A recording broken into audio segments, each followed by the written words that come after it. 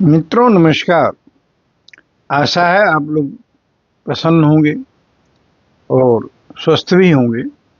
आज शाम के सत्संग में हम लोग श्रीमद् भगवत गीता श्लोक 38 अध्याय 3 पर विचार विमर्श करेंगे।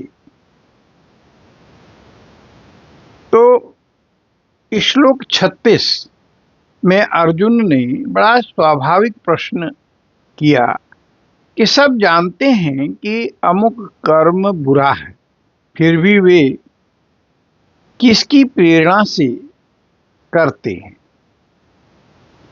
ऐसा लगता है कि कोई जबरदस्ती उनसे उस बुरे कर्म को करा रहा है। इसके लिए कौन जिम्मेवार है, इस पर भगवान ने बताया 37वें श्लोक में कि काम जो है वो ही इसके लिए जिम्मेवार है। कामना से ही प्रेरित होकर के मनुष्य अशास्त्र विहित कर्म को कर बैठता है।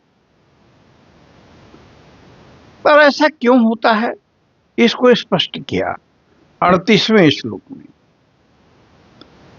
तो आइए श्लोक 38 का पाठ करें। धूमेनाव्रियते वहनी यथा दर्शो मलेन च, यथोल्बेनावृतो गर्भ तदा तेनेदमावृतम्। एक एक शब्द का अर्थ समझ लिया जाए कि जैसे धूमेन माने धुएं से, आव्रियते ढक जाता है। क्या ढक जाता है? वहनी अग्नि ढक जाती है। यथा माने जैसे, आदर्श माने दर्पण मलिन मैल से ढक जाता है। च माने और, यथा माने जैसे, उल्बेन माने गर्भाशय यानी झिल्ली से, आवृत ढक जाता है भ्रूण, गर्भ भ्रूण। तथा माने उसी प्रकार, तेन उसी प्रकार, उस काम से, इदम माने यह ज्ञान, आवृतम ढक जाता है। तो पूरा मिला दिया जाए तो हो गया कि जैसे अग्नि धुएं से, दर्पण मैल से और गर्भ भ्रूण से ढक जाता है, उसी प्रकार काम वासना मनुष्य के ज्ञान को ढक लेती है। तो इस पर मनन चिंतन करना है। तो आइए आप इसमें सम्मिलित होइए।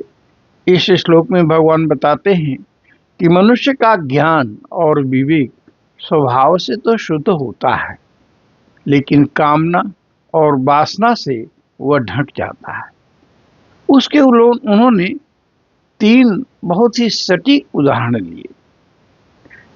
जैसे पहला लिया कि अग्नि पर धुआं। आप देखिए, अग्नि जहां रहेगी वहां धुआं होगा, लेकिन अग्नि फिर भी दिखती है। तो इसका मतलब है कि थोड़ी बाधा, ज्ञान कुछ दिखता है। दर्पण पर मैल, दर्पण पर मैल अधिक बाधा यानी ज्ञान का धुंधला हो जाना। गर्भ झिल्ली से भ्रूण पूरी तरह से ढका, ज्ञान बिल्कुल प्रकट नहीं होता। अर्थात कामना धीरे धीरे मनुष्य की बुद्धि को ढक देती है और वह सही गलत नहीं समझ पाता। आदि शंकराचार्य के अनुसार काम यानी इच्छा वासना को ज्ञान का आवरण ढकने वाला बताया गया। आत्मा का ज्ञान स्वभाव से प्रकाशमान होता है, परंतु काम और रजोगुण उसे ढक देते हैं। भगवान ने 3 उदाहरण देकर यह समझाया कि काम किस प्रकार ज्ञान को ढकता है। धुएं से अग्नि का ढकना, यहाँ अग्नि दिखाई तो देती है पर स्पष्ट नहीं। इसका अर्थ हुआ ज्ञान थोड़ा ढका है, फिर भी विवेक संभव है। मैल से दर्पण ढक गया तो प्रतिबिंब ठीक से नहीं दिखेगा, तो मतलब हुआ कि अज्ञान अधिक है, इसलिए आत्मज्ञान धुंधला हो गया है। झिल्ली से गर्भ का ढकना, इसका मतलब है भ्रूण पूरी तरह से छिप गया है, यानी इसका भाव हुआ ज्ञान पूरी तरह से अज्ञान के द्वारा आवृत ढक लिया गया है। मनुष्य सत्य को पहचान नहीं पाता। उपनिषद कहते हैं ज्ञान एक नाद की तरह से, जैसे एक दीपक को के ऊपर नाद रख दिया जाए तो उस दीपक का प्रकाश नहीं दिखेगा, उसी तरह से ज्ञान के ऊपर नाद रूपी या काम जो है पड़ा हुआ है और वो ज्ञान ढक गया है। शंकराचार्य की मुख्य शिक्षा है कि काम ही मनुष्य का सबसे बड़ा शत्रु है। काम माने वासना, यानी लस्ट, जो बुरी वासनाएं हैं, मनुष्य का सबसे बड़ा शत्रु है। यह ज्ञान को ढककर मनुष्य को अधर्म की तरफ ले जाता है। इसलिए विवेक, वैराग्य और इंद्रिय संयम से काम को जीतना आवश्यक है। संक्षेप में शंकराचार्य कहते हैं कि आत्मज्ञान स्वभाव से उज्जवल है, पर कामना के कारण वह प्रकट नहीं हो पाता। तो मुख्य निष्कर्ष राम सुखदास जी के अनुसार ये हुआ कि काम ही पाप और अधर्म का मूल कारण है। काम के कारण मनुष्य अपने वास्तविक कल्याण को भूल जाता है।